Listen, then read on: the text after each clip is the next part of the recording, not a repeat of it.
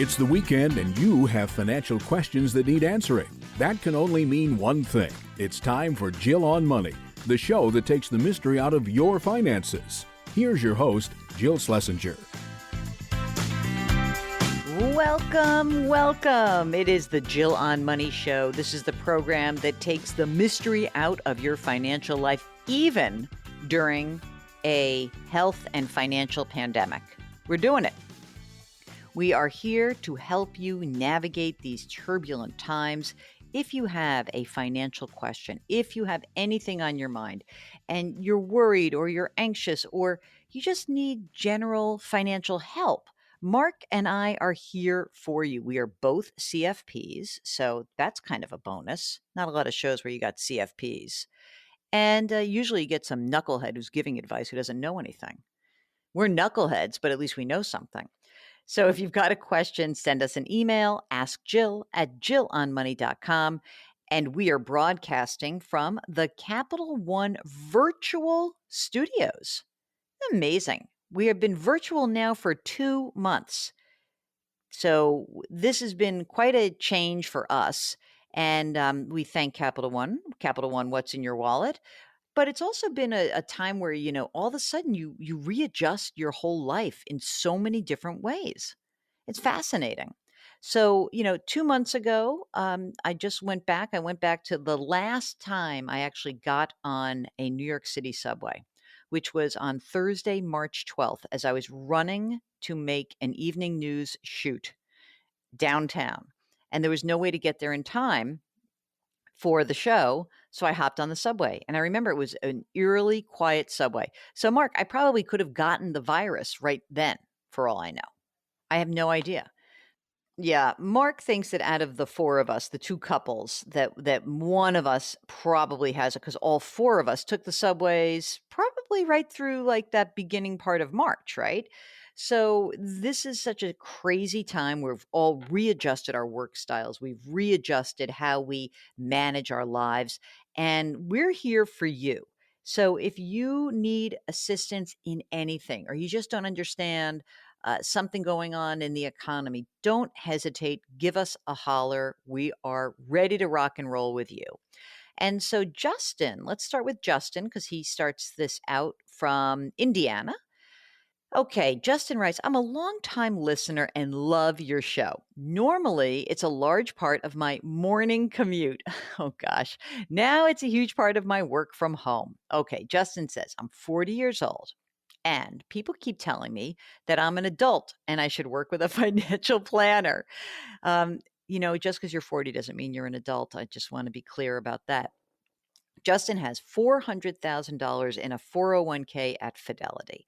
He says 70,000 of that 400 is fully vested company match. My wife has $25,000 in a Roth IRA with our current advisor. We have $25,000 in Betterment, and he continually contributes to that Betterment account. He also has $5,000 in an Ameritrade account. He says, I used to play with individual stock investments. There's 35 grand in 529s for the kids, $18,000 in a high interest 3% money market account. That's pretty good.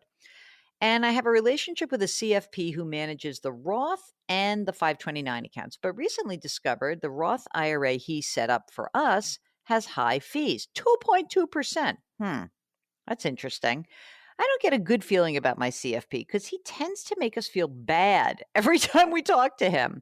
And I do want to get away from the high fee that we're paying for the Roth. Okay. I've tried reaching out to some other financial advisors. Most don't seem too interested in us, I guess due to the lower amount of money we have to work with. My question is, what benefits am I going to get from paying an extra 1% fee to an advisor? And is working with one a smarter choice? Would it be better to try and move everything under one advisor at Fidelity where my 401k is held? Okay. Now, here's the thing, Justin. I don't think you need an advisor. I think that the majority of your money, as you say, is in that 401k, which is fine. You can leave it there. I do think that having all of your accounts, your other accounts in one place would make it easier. And so, what I would suggest is figure out which place you want that to be, right? I mean, that to me is one of those things where we just want to make your life easy, right? Because it seems that like you've got a bunch of different things that are out there. It doesn't necessarily mean that like they're bad. It's just that it's hard to manage it when it's all over the place. So, okay, here's what I did. I wanted to look at the 529 plan of Indiana, which was I was just buying myself some time.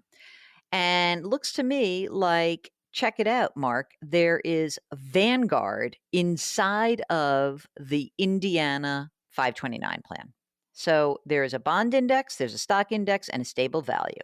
So, as far as I'm concerned, you've got some good choices in that 529 plan. You don't need a advisor for that. Absolutely don't need that. So, that's for sure you don't need that CFP for that. Okay, so here's what you got. You have your choice of three different things. You can move everything to Betterment, everything to TD Ameritrade, or everything into Fidelity. And from there, just do it yourself. And if you do want some advice, then I would move into Betterment because they do have an advice component that you might want to access. That could be good for you. If you want to move it to Fidelity, I just don't even think you don't even need a lot of guidance. You're doing a good job. So I say get rid of the other advisor, consolidate accounts, and I'm not even sure you need an advisor. Nope. Mm-mm. I say you're in good shape. Don't worry about it. I'll tell you what, seems to me, advisor, CFP, you really screwed up here. That was not a good thing. Right, Mark? That sound a little shady to me. Not in a nefarious way, but just that doesn't sound like you put your client in the very best thing that he could have had for himself. Okay? Um, oh wait, that's too long. Hold on, that's too long. Trying to get a short one, Mark. Okay. This is from Karen, who's 68 years old, 47 grand in credit card debt. Holy crap. Between job and social security, I make 50 grand a year. I can only make minimum payments, so I'm not getting anywhere. I'm thinking of doing a debt consolidation program over 4 years. I'm not a spendthrift, but I have been underemployed for 15 years. I just started collecting social security. Rent's cheap. The cost of living is high where I live. I've got $18,000 in profit sharing. So what should I do? Do not do debt consolidation. Go knock out your own deal. Why should you pay some other company to do what you can do yourself? You should basically say, I'm going to default on this debt. I'm going to walk away from it. I need help. And frankly, I have no I don't know what they'll do, but I think that for right now, absolutely this is a time where you should ask for help and see what you can get. You're not going to get out from under that debt. You're right. So you better figure out a game plan. And if they don't want to work with you, then maybe you should talk to somebody and consider bankruptcy because you're not going to get out from under this, not at this point in your life. Okay? Bankruptcy is not so taboo. You see that a lot of lawyers getting a big uptick in bankruptcy inquiries. You'll see.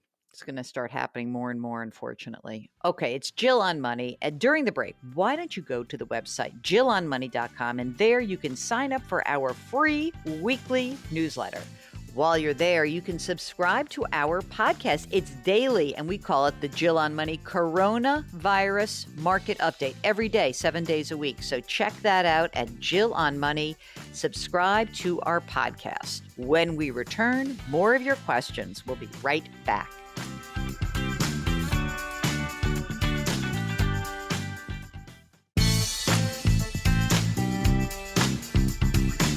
Back to Jill on Money, where Jill Schlesinger helps you take the mystery out of your finances.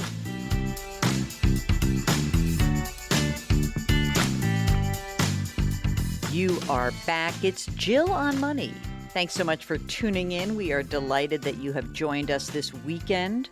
If you have a financial question, if you have an economic question, if you have a job question, send us an email. Ask Jill at jillonmoney.com. It's askjill@jillonmoney.com. And we really are always so fortunate to have you. And frankly, the show is nothing without you. Mark and I are really gearing up our efforts to take you through this tough time and hopefully put you in better financial condition when we come out of this. Some of it is a bit of triage. I get it. It's not all pretty, but it is also true that if we can get you through this and you can land on your feet, then when the economy recovers, you'll be in better, firmer footing. That's what I would say. Okay, so let's go to your emails. And be patient because we are still. Mark, are we back? Like, how caught up are we these days? Mark says we are not caught up at all, so I should just shut up about that. Remember when we could get ahead of this? It's impossible. It's like a fire hose of questions. We're doing the best we can. If you've written to us, please be patient. We're trying to get through this. So Kim writes, thank you in advance for helping my husband and me figure out what we qualify for and what we can do to receive financial aid. Okay. So, we are self employed sole proprietors. We live in Alabama. We don't have employees that we send W 2s, but we do have 1099 employees. We work in construction, which means we only get paid when the job is complete, unless we are able to take a draw while working. Okay, so our business pays my husband when possible. I am considered contract labor for bookkeeping purposes. Okay. We have applied for state unemployment. We received a notice that we didn't qualify because we didn't pay taxes for 2018. We did have to file an extension, but we did pay our taxes and late fees and penalties. What? That's crazy. Okay. We have also been trying to determine how to apply for a small business loan from the government. Our bank doesn't even know what we should do. My husband has not been able to work because our work requires us to be around other people in their homes. Of course, that makes sense. In addition, my husband had severe asthma when he was younger, and our doctor has recommended he stay in because he does have underlying health conditions. Happy to answer questions you need to know to keep you more informed. Thank you for your kind consideration and we appreciate your assistance. Sincerely, Kim. Oh, okay. So here's the deal. You are going to now go ahead and refile for unemployment benefits. I presume you are going to actually get it this time. And you are going to also make sure that you have your tax returns ready that you could potentially upload it, that there is all the information in your pocket that you will need. This is really important because you're going to need to be persistent. You really are. Um, it's very strange, everyone, that we have a system in the United States where unemployment benefits vary so dramatically from state to state. And it's a strange thing because, if you look at unemployment in any other industrial nation, it's very straightforward, but the United States unemployment system, which was created during the New Deal, by the way, it's a federal state partnership.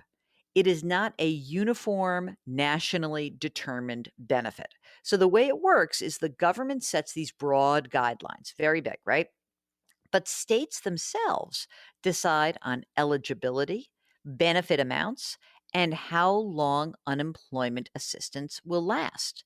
So that means where you live rather than the work you do or how much you normally make determines how much you can receive when you lose your job. That's vitally important because there are some states that are more generous than other states. And I don't know what the situation is with you guys in Alabama, but I'm going to guess that it may not be the most generous of states when it comes to unemployment. You're going to have to go back, reapply, and then you should also apply for assistance through the CARES Act for your small business. Now, you may be able to get you could probably figure out a way to get your husband to get his salary covered through the PPP.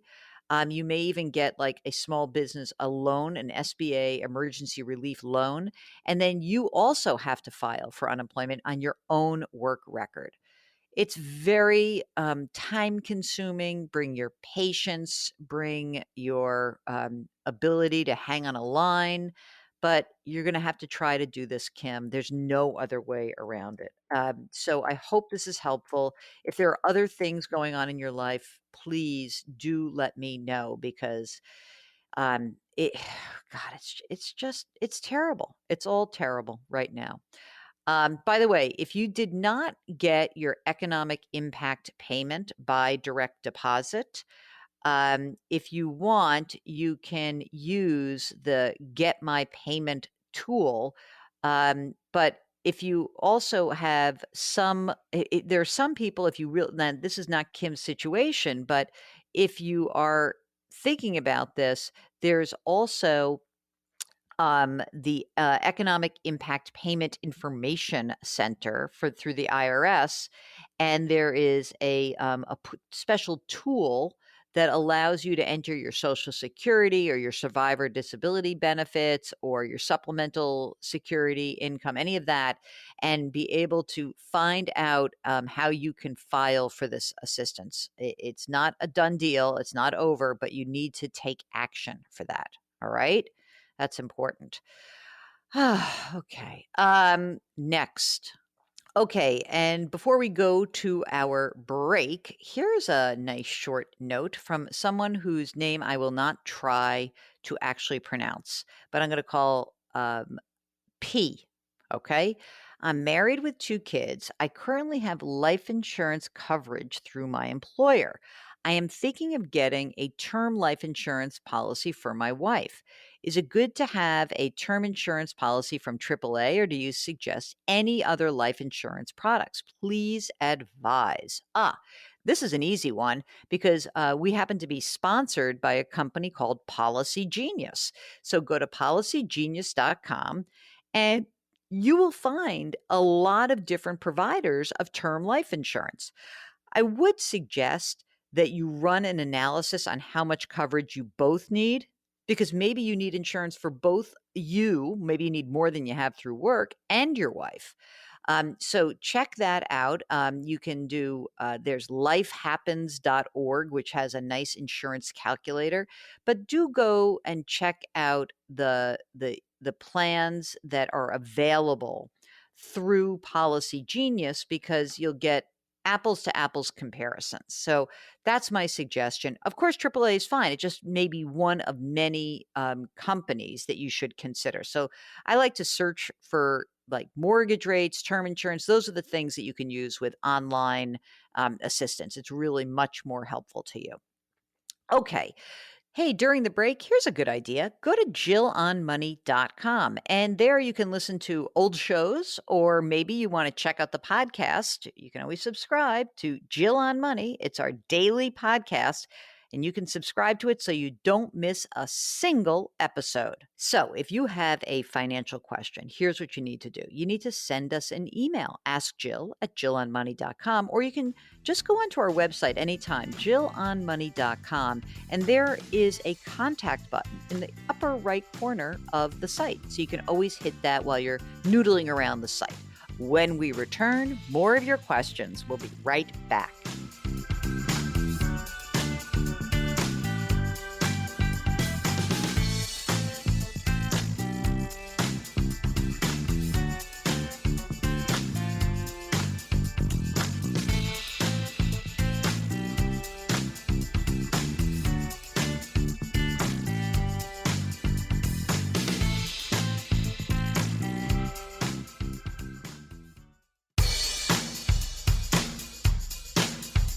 Do I invest here? Should I put my money there? Jill Schlesinger can help you. Back to Jill on Money.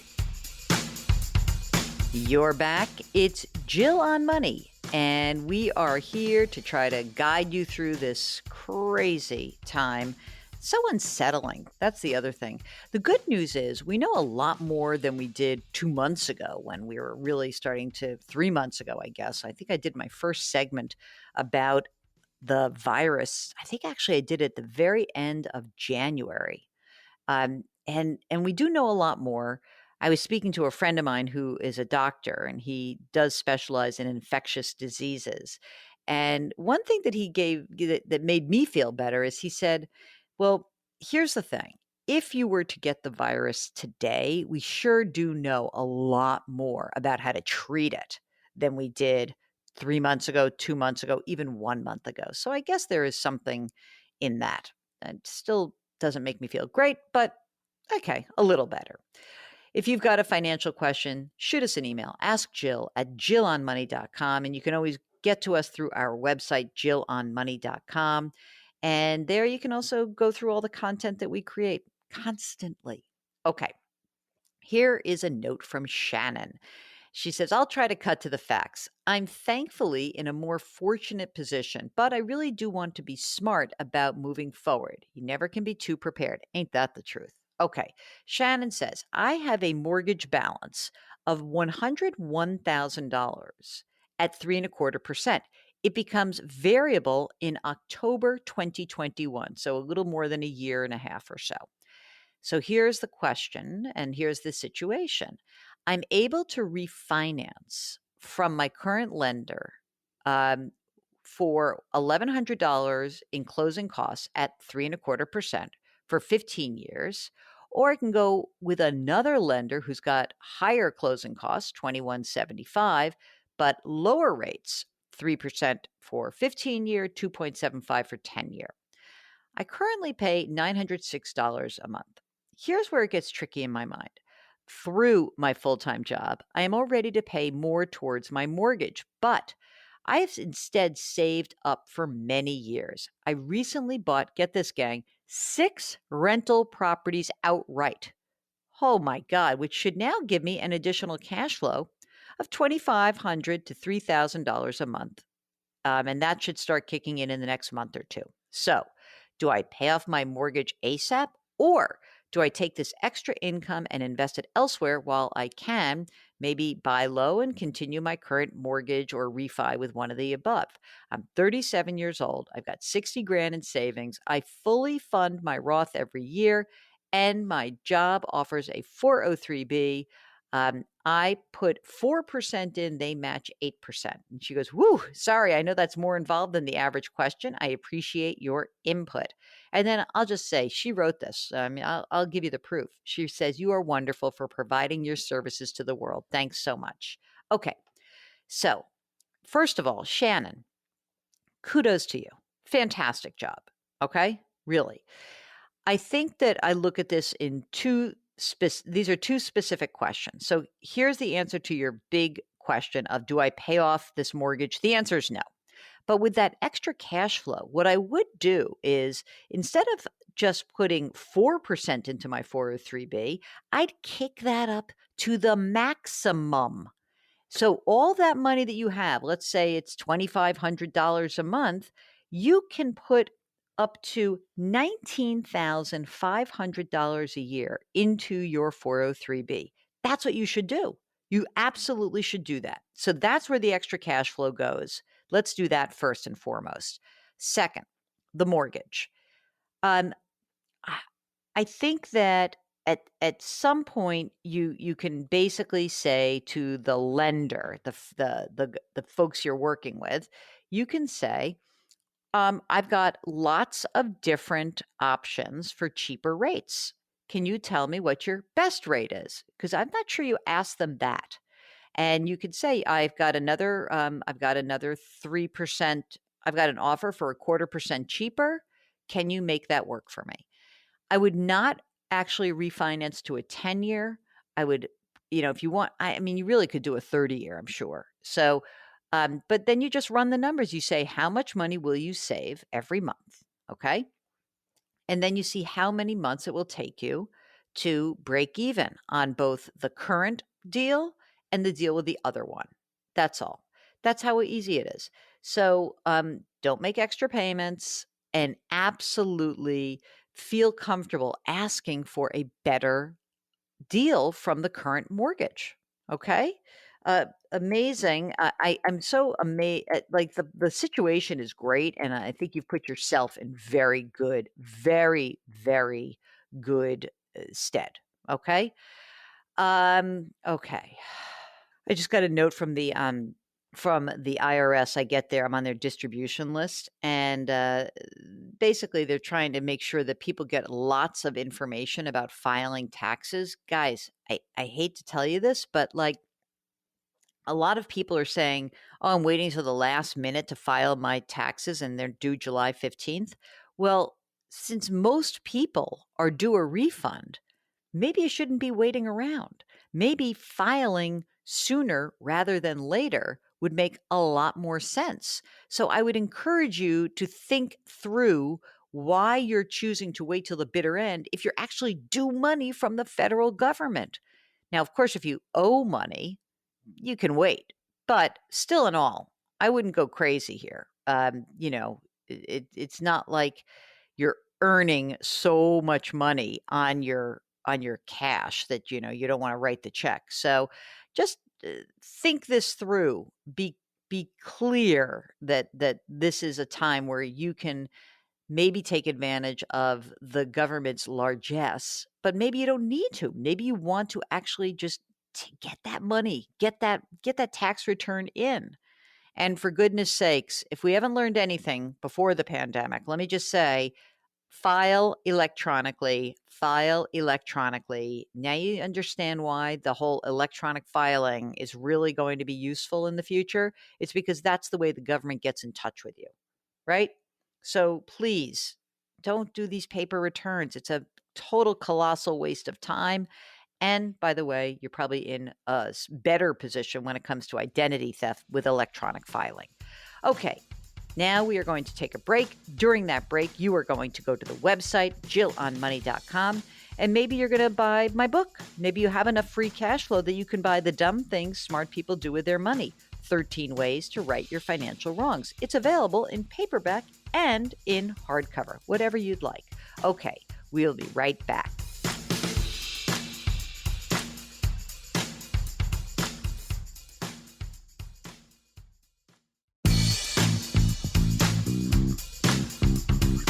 Welcome back to Jill on Money, where Jill Schlesinger takes the mystery out of your finances. You're back. It's Jill on Money. And if you've got a financial question, we'd love to hear from you.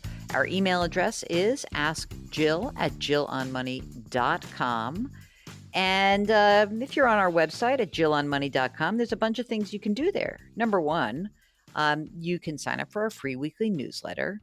You can also check out all the stuff that we do all week long that's not this show. So you can read some of the columns that I've written and blog posts. You can listen to prior shows, and you can also subscribe to our podcast, also called Jill on Money.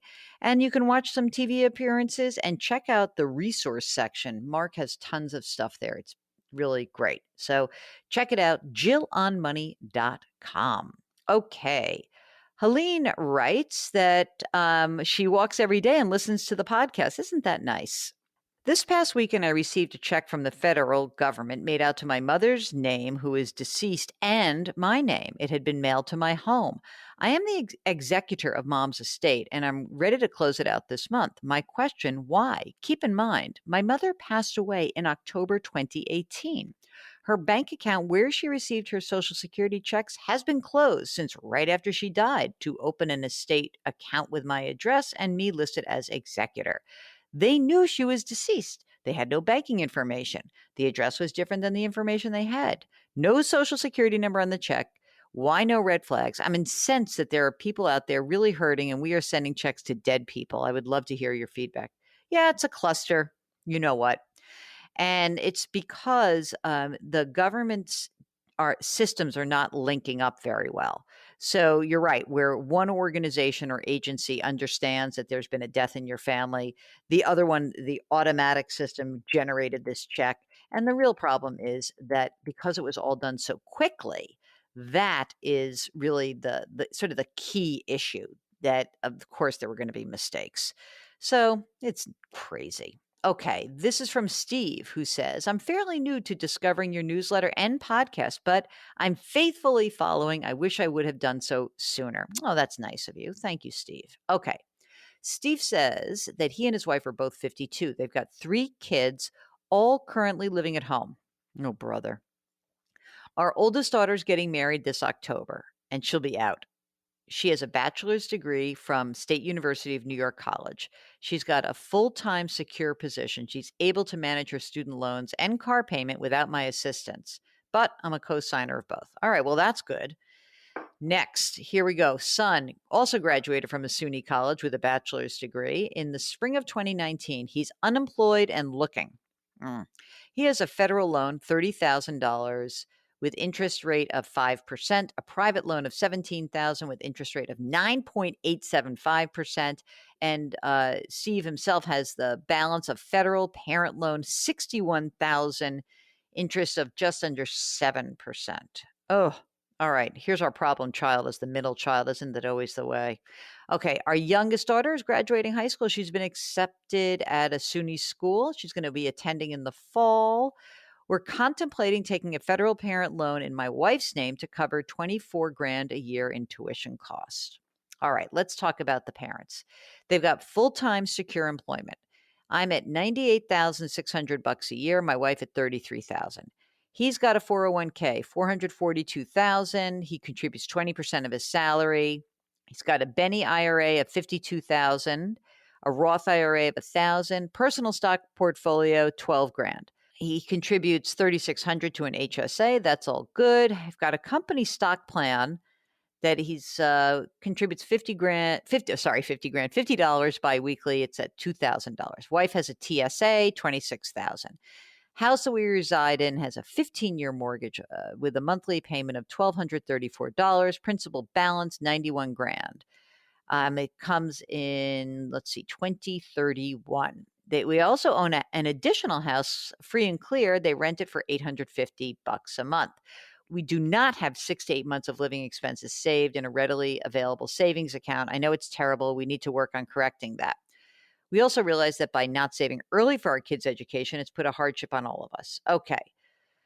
He's currently doing a cash out refi with a current mortgage, adding $17,000 to cover my son's private student loan with a high interest rate and raise 18 grand for the daughter's wedding. I don't like the idea of starting over, but I'm thinking 30-year over 15. Absolutely. Do 30 years. Yes, you can do that. Do a 30-year and you can do the cash out. But here's the other thing. Isn't your son's loan from the feds, that 30 grand? I think he's got forbearance right now, right? He has no interest that's due. And to me, that's good. But if you're going to get rid of the 17,000 of the interest rate there and 18,000 for the daughter's wedding. Okay, so you're going to get rid of that one loan, which is good at 17,000. Can you get any more money out? I don't know. Here's what I'm going to tell you to do. I like the refi, get rid of the private loan. The federal parent loan that you have right now, the 7%, I would try to refinance that and see if you can do better. 7% is an awfully high interest rate. So maybe you want to go check out Common Bond or SoFi. I would at least look around for that. I would immediately get rid of your stock account. I would even consider taking some money out of that beneficiary IRA to help with some of your cash flow. So if you wanted to, you could get that. You're not in such a terrible financial hole. This is a very doable and fixable financial situation. Okay. Get rid of all this nonsense, the stocks and all that. Get some money in an emergency reserve fund, 30-year, and get as much money out as you can on the cash out refi. Okay. I hope that helps. You're listening to Jill on Money. When we return, one little itty bitty segment, and then we're going to get to our second hour, which is going to be so fun. Great guest. Okay. So hang in there. We'll be right back.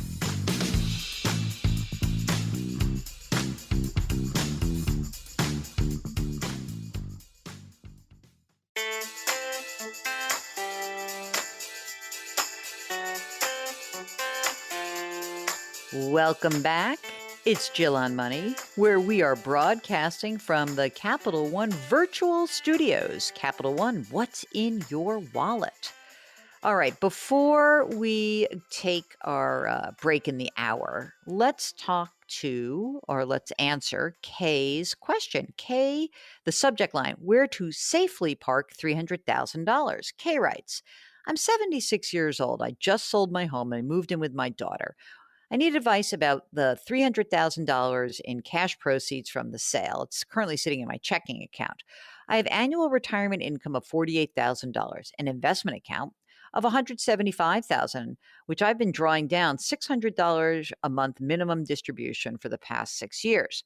I am planning to assist my daughter with installing a new roof and having our home painted. Need a bank, an investment firm. I've just relocated. Thanks for your excellent CBS commentary and advice. Kay writes, I'm indeed attractive and professional. All right, I'll take it. Okay. So, first things first, what I would do is the $600 a month that you've been withdrawing from the investment account, you can stop doing that. So that's kind of neat because all you can keep some of that money that's set aside, that so of the 300,000, 15 grand is like your living expenses for the next couple of years. Unless you still, I mean, you may have to be taking this required minimum distribution, but you don't need to take anything else. Just beef up you got to have some money in just plain old cash. Whatever you need for your daughter, for the roof and the house and all that, that's fine. Now, what you need to do is you don't need a new bank wherever you're living. You can just go to depositaccounts.com. Depositaccounts.com and find a good savings or money market account, and that's it. And make sure that it is a higher yielding one, no weird penalties or fees, and keep the money in there. Make sure you got what you need, and then as soon as you're ready, you could just add more of that money to your investment accounts. We'll see if you get a new provider or not, but go slow and nothing too sudden. Okay. Thank you very much for writing, Kay. And when we return, we've got a special interview. It's hour number 2. We try to let you kick back a little bit. I think you're going to like this one, mostly because the person I'm interviewing has a cool English accent. All right, there's your tease. We'll be right back.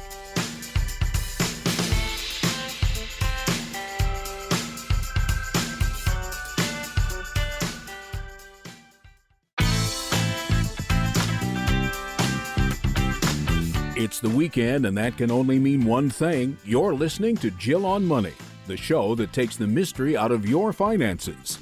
Here's your host, Jill Schlesinger. You're back. It's hour number 2 of Jill on Money, and we are broadcasting from the Policy Genius virtual studios. Policy Genius is the easy way to compare and buy insurance. Just go to policygenius.com. Well, we've got a real treat for you. We are trying in the second hour of our broadcast to replay some of our favorite interviews because we have just found that, a lot of this stuff is heard differently when you are, essentially hearing it during a pandemic.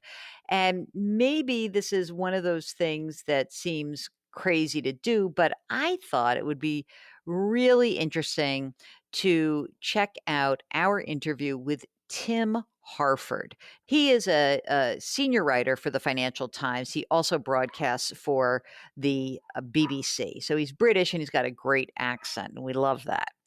He's written a bunch of books. The first book that I read that really caught my attention was a book that was called Messy: The Power of Disorder to Transform Our Lives. But then I happened upon this book called, you ready for this? 50 Inventions That Shaped the Modern Economy. I thought this was so cool because it's not intuitive what he puts out there as some of these inventions. And it might make you feel a little bit better, especially amid this pandemic, that there are some inventions, some things that occur out of crises. Now, I don't know what they're going to be, but there will be something that is created. There will be something that we take out of this period. And I'm very clear that it's hard to know what that's going to be, but when you have crises, there is often something really that pushes through to get you to the next place.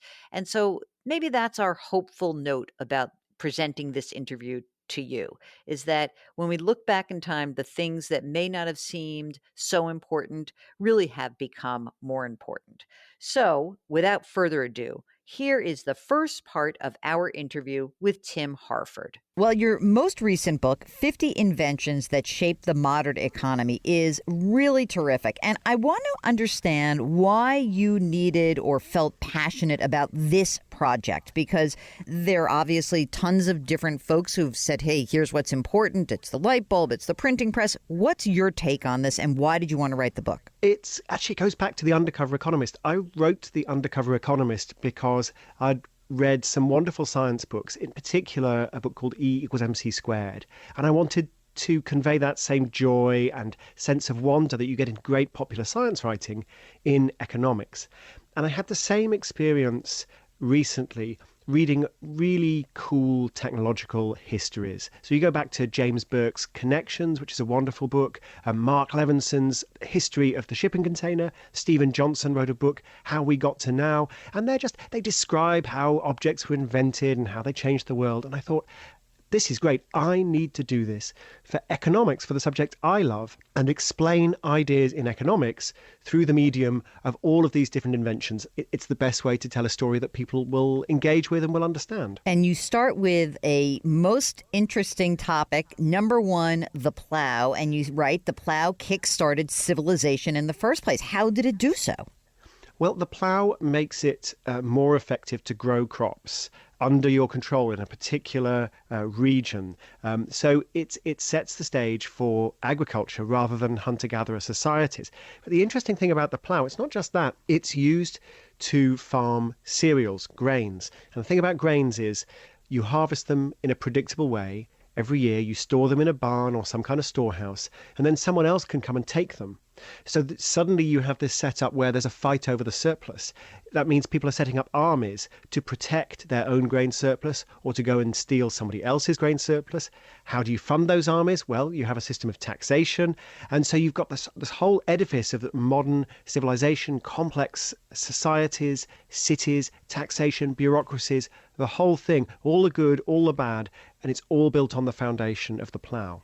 I love that you started that way because it seems like such a simple object, and then you kind of go right into barbed wire as another example of something that really did shape the modern economy. So talk a little bit about barbed wire before we get into some of my favorites around the reinventing how we live. Yes, well, as with the plough, it's not just an invention that solves a problem. Naturally, we think of inventions as though, we've got this problem, someone invents them, and they fix the problem, and that's nice that we have this new thing.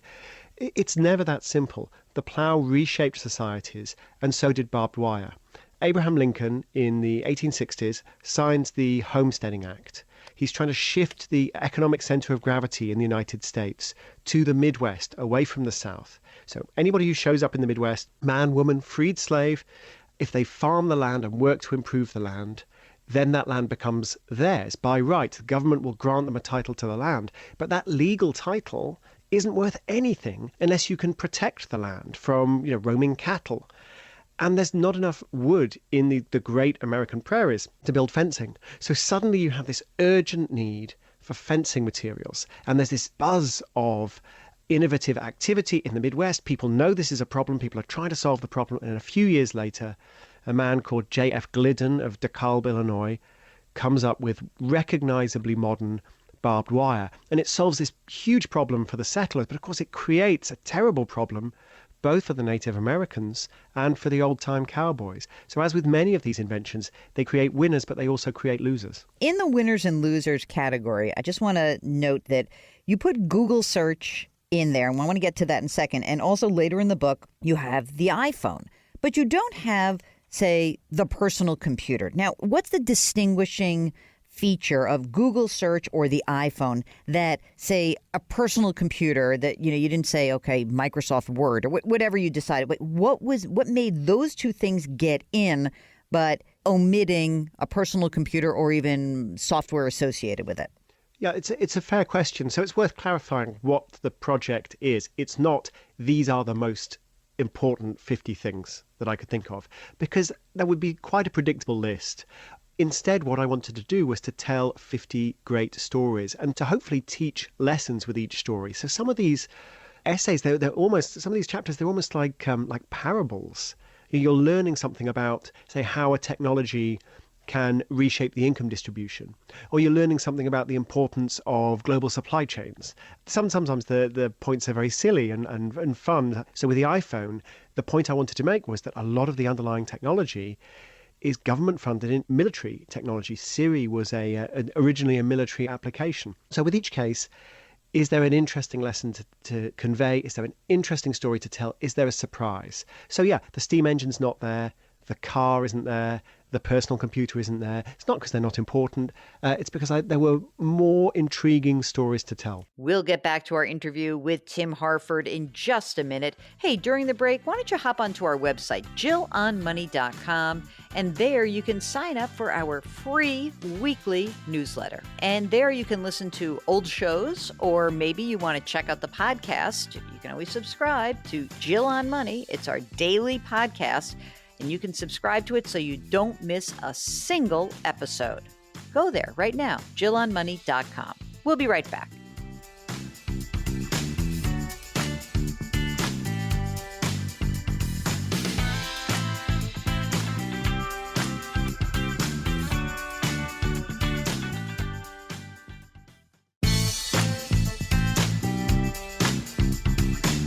Back to Jill on Money, where Jill Schlesinger helps you take the mystery out of your finances.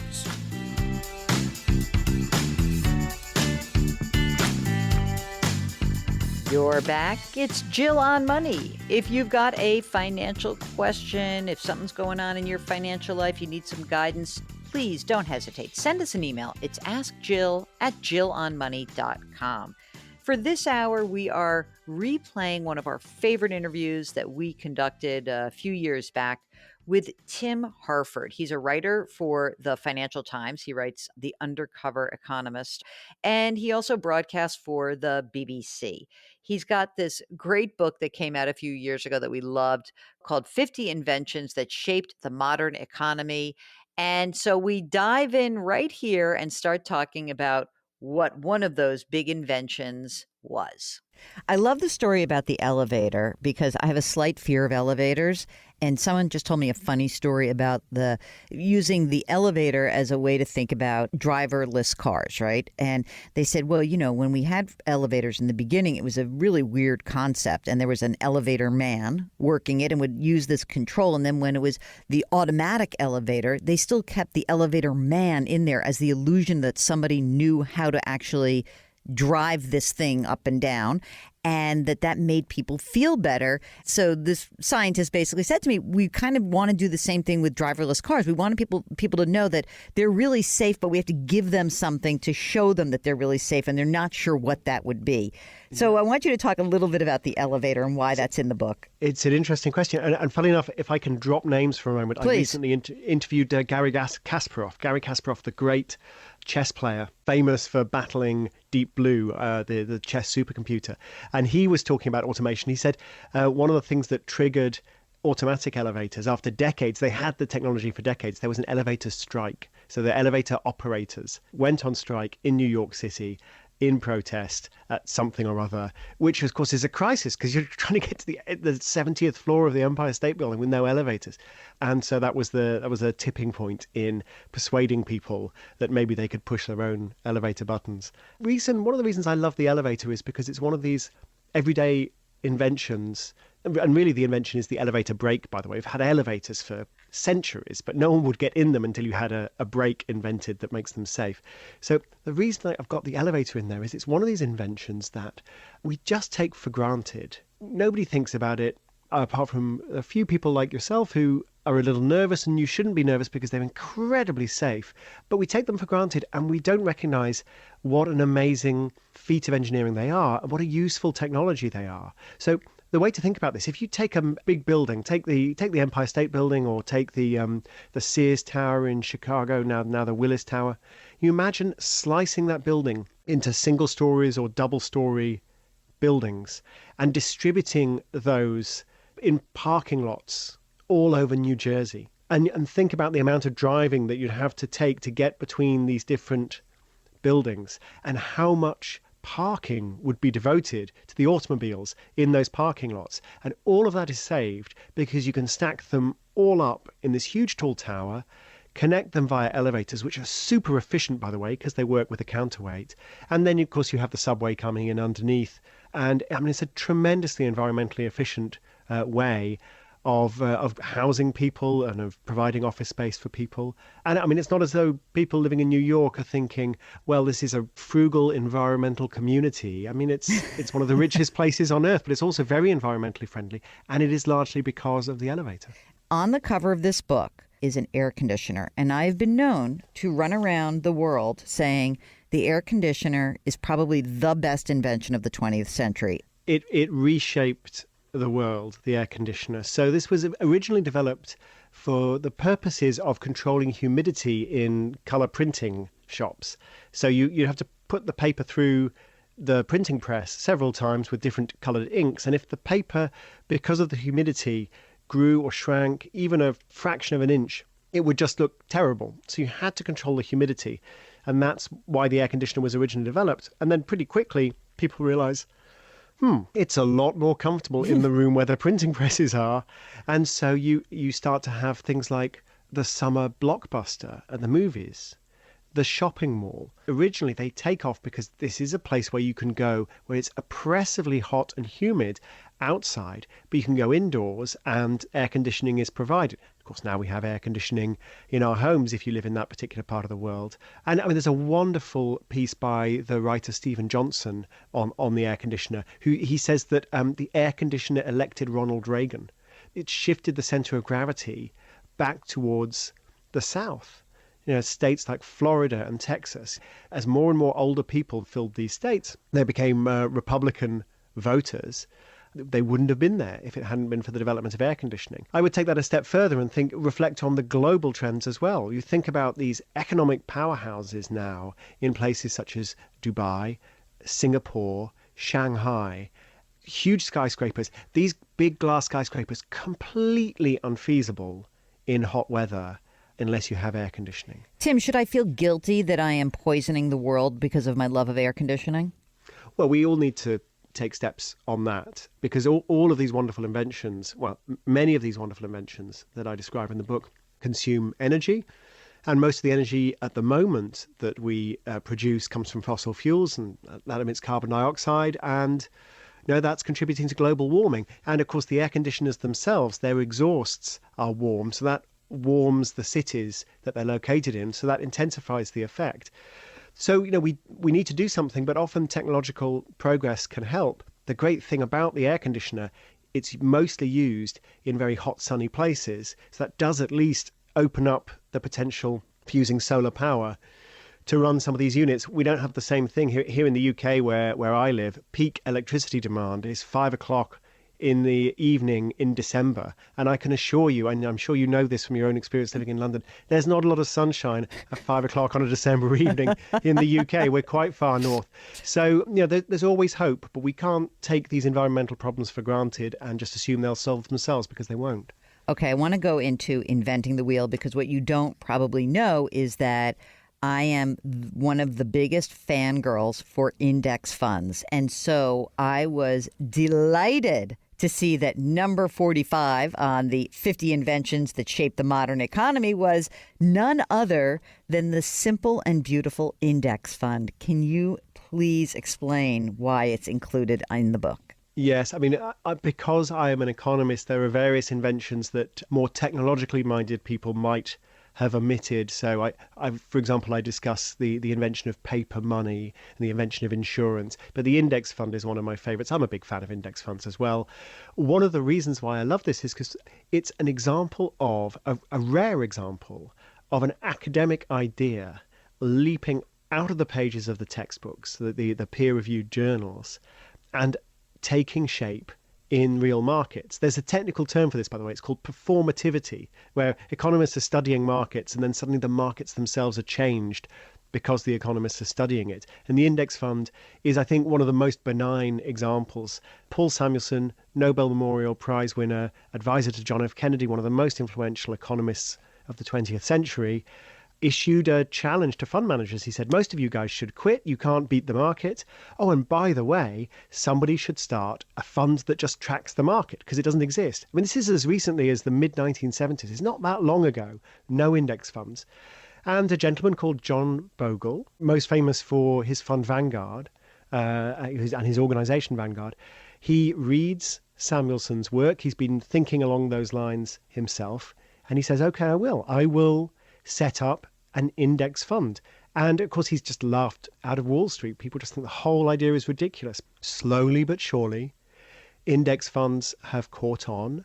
They've proved to be very effective. And a few years ago, shortly before he died, Samuelson actually gives this speech where he praises Vanguard and he praises the index fund. And he says it's one of the great inventions. It's like wine and cheese and the wheel and the alphabet. So, he was fond of it, perhaps understandably, but I'm fond of it too. We'll get back to our interview with Tim Harford in just a minute. Hey, during the break, why don't you do this? Why don't you subscribe to our podcast? It's a daily podcast. It's called Jill on Money. You can get it on Apple or Spotify or Stitcher or radio.com, Google Play, anywhere else you get your favorite podcast. If you don't know how to get a podcast, get one of your kids to help you out. They'll help you, I promise. Okay, we'll be right back.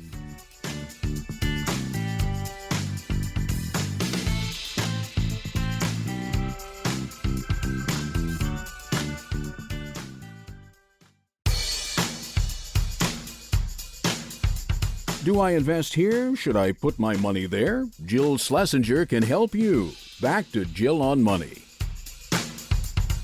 You're back. It's Jill on Money, and we are so delighted that you are joining us today. This is the second hour of our broadcast. If you missed any portion of this show, you can always go to the website, jillonmoney.com. Later in the weekend, Mark posts the whole show, so you can go back and check out some of the questions that we answered. Right now, we are in the midst of a fantastic interview with Tim Harford.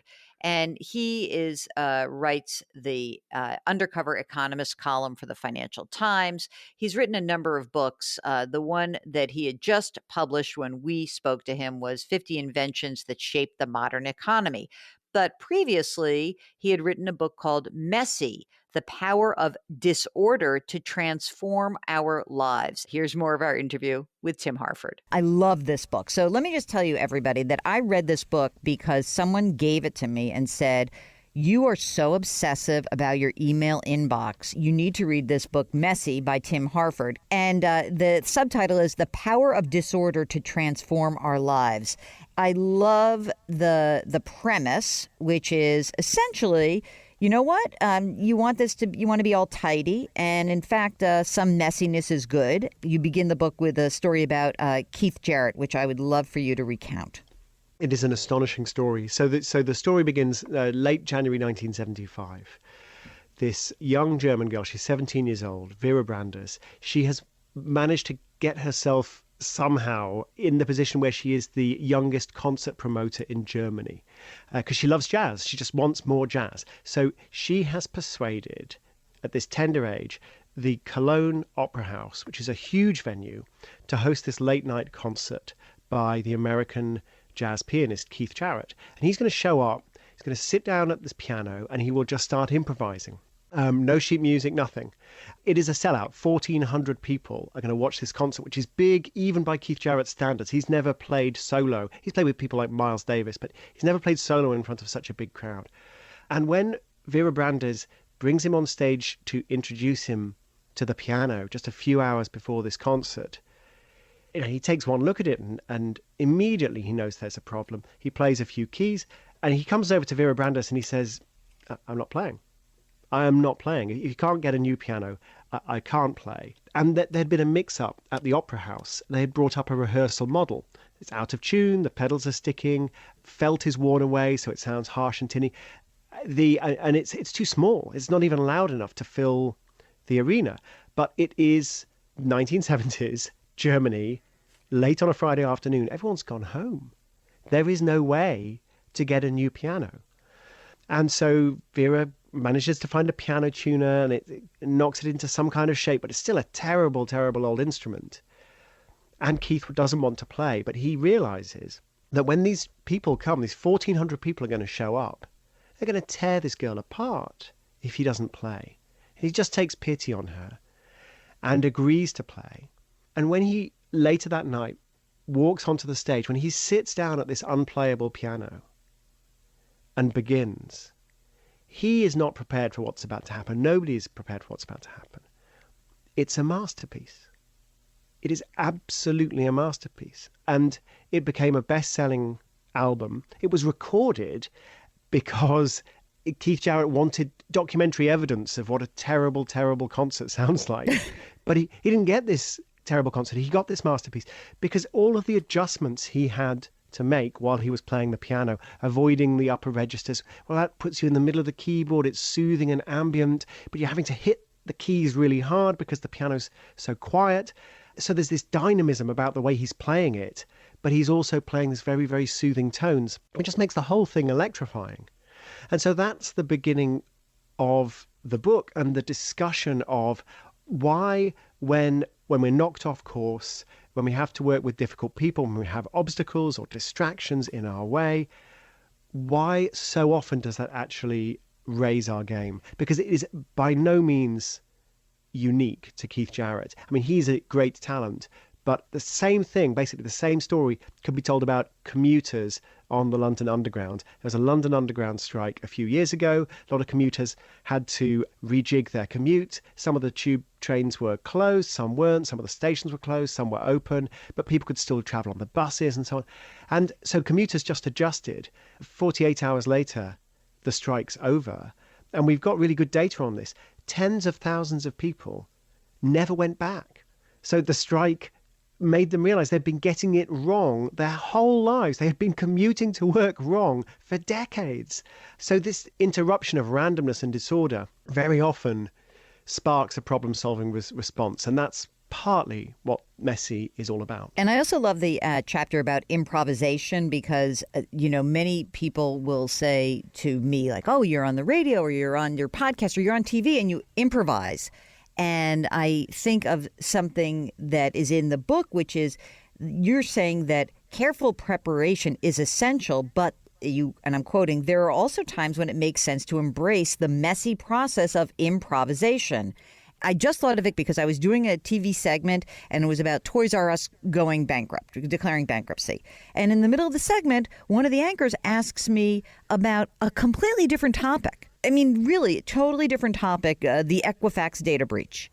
And the response that I gave him, of all the times I've talked about Equifax, probably, 80 times in the last week, it was the most concise answer I have ever had to a question about the data breach. I did it in 25 seconds, 3 specific points. I knew the information, but I'd never said it in such a succinct way. And it only happened because it was improvised. I had no choice. It was live TV. Yeah, and if only we could bottle that, right? Except we can't bottle it, but we keep trying to bottle it. So we script all these interactions. Sometimes there's a good reason for that, but very often that more human improvised response works incredibly well. I mean, if you're a jazz musician like Keith Jarrett, you can do it with an instrument, but we're all very practiced at talking. We all get practice at talking and listening and talking and listening every day. And so we need to tap into that a little more. It's partly because you're able to respond to what's in front of you, to the context. You're listening to somebody and you're responding to exactly what they've said. And that's got a tremendous power. But there's also just a very strange creative process that goes on in the brain. I describe some of the neuroscientific research into improvisation that seems to disinhibit us a little bit, and the creativity flows out. We'll get back to our interview with Tim Harford in just a minute. Hey, you know what you can do during the break? You can do something smart, which is you can go to the website, jillonmoney.com, and you can bookmark it. Because if you're there and you're nosing around throughout the week, you can always send us an email right from the website. The contact button's right there in the upper right-hand corner. Okay, we'll be right back.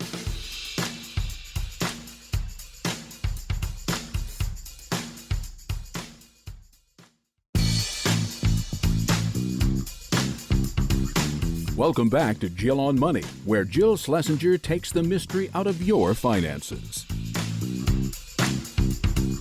You're back. It's Jill on Money, and we are delighted that you are spending some of your precious weekend with us. We appreciate it.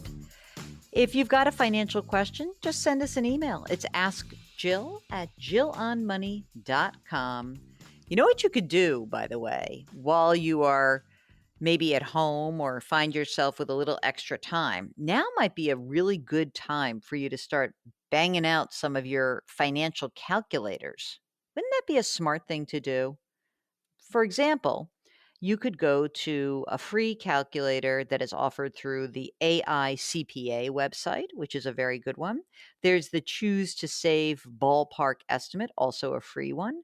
There's also esplanner.com. That's a paid calculator. But wouldn't that be really smart that during your lockdown time that you are productive? You don't always have to be productive, but I don't know. It seems to me that you got some time on your hands potentially. This is a good time to check in with yourself. So why don't you go ahead and check that out? You could also go to the website, jillonmoney.com, and check out all the resources that we have. There's so much stuff there. And I really encourage you to do that because if not now, when? Your life is about to get extremely busy as perhaps you are considering getting back to work and getting back to a routine. How are your routines going to change? I wonder, in this post-pandemic world, have you figured out some lessons that you want to bring with you into this next chapter? I sure have. We are replaying this interview with Tim Harford, who writes for the Financial Times. He's also an author. And I think it's a great time that he brings up ways to streamline your life. Think about this as you're considering getting back to work. Okay, here's the conclusion of our interview with Tim Harford. I can't let you go without asking why I should not be completely obsessive about my inbox, which I am. Okay, I don't want to tell you how to run your inbox, but I will tell you what the research says. Okay. So there's a great study by a psychologist called Steve Whitaker. So Steve Whitaker writes, the title of this study is, Am I Wasting My Time Organizing Email? And the answer is, yes, you are. Because it turns out, and there are a couple of exceptions, I'll talk about them in a second if you like, but basically it turns out if you just search for email using the search function that is in any modern email software is available, you will find your email just as quickly as if you look for it in this very complex set of folders that you have set up. And the reason it doesn't feel like that is because folders are visual and we feel very comfortable with visual metaphors, whereas the search is text. But actually it's just as effective. And of course you save all that time that you were setting up folders and dragging and dropping. And Whitaker talks more generally about filing, not just email filing, but electronic documents and physical documents. And he says very often we suffer from the problem of premature filing. So this thing, it's a great phrase, isn't it? Premature filing. So this thing comes onto your desk, comes into your inbox. And if you're a tidy-minded person, you want to get it out of the inbox, off your desk. You want to put it somewhere where it belongs.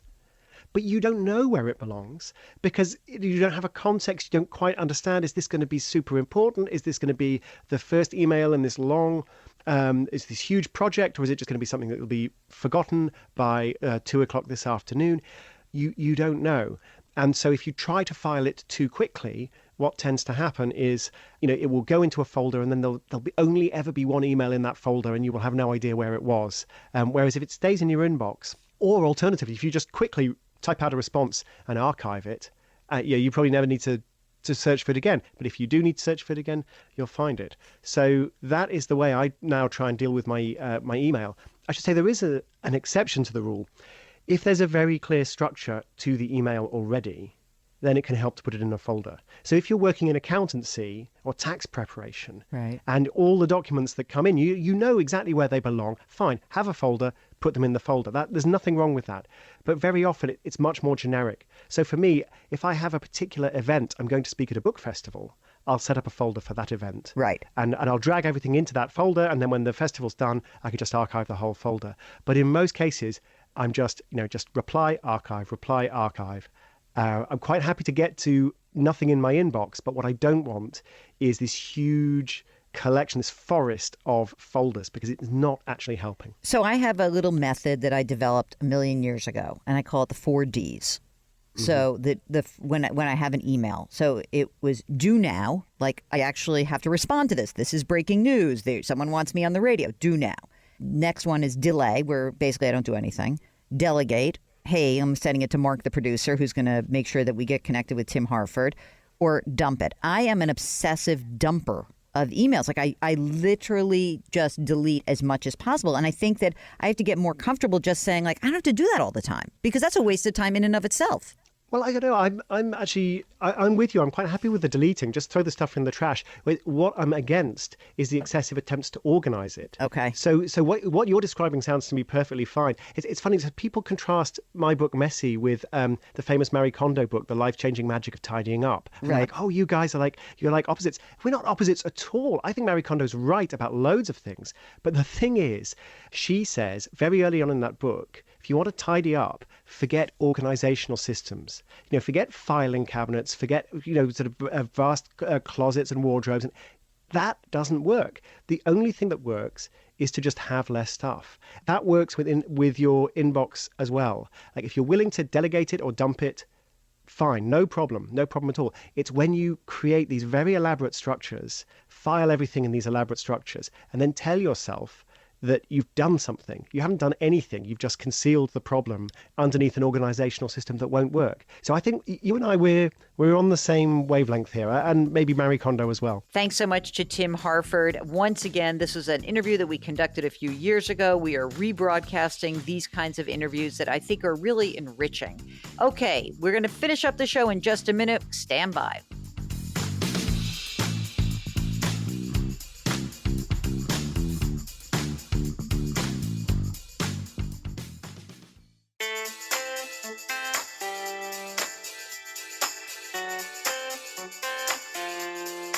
You're back. It's Jill on Money, and we are broadcasting from the Policy Genius virtual studios. Policy Genius is the easy way to compare and buy insurance. All different kinds of insurance, by the way. Just go to policygenius.com.